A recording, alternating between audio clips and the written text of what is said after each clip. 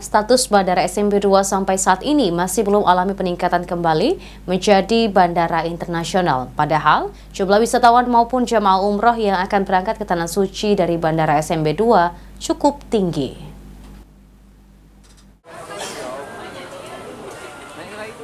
Sudah 1 tahun status Bandara SMB 2 alami penurunan dari internasional menjadi bandara domestik.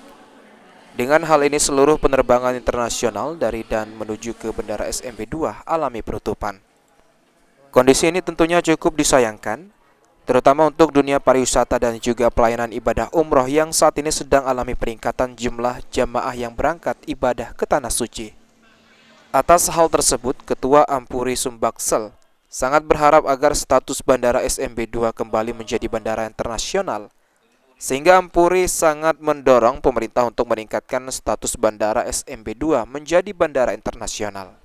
Sehingga dengan peningkatan status tersebut akan berdampak dengan meningkatnya PAD Kota Palembang.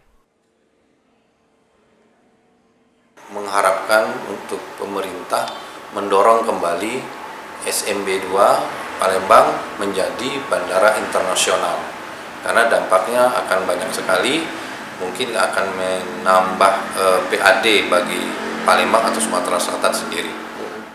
Menanggapi hal tersebut, Wakil Menteri Perhubungan Republik Indonesia Suntana dalam kunjungannya ke Bandara Sultan Mahmud Badarudin II Palembang menyebutkan jika pemerintah akan mengembalikan status beberapa bandara internasional di Indonesia, salah satunya Bandara Sultan Mahmud Badarudin II Palembang.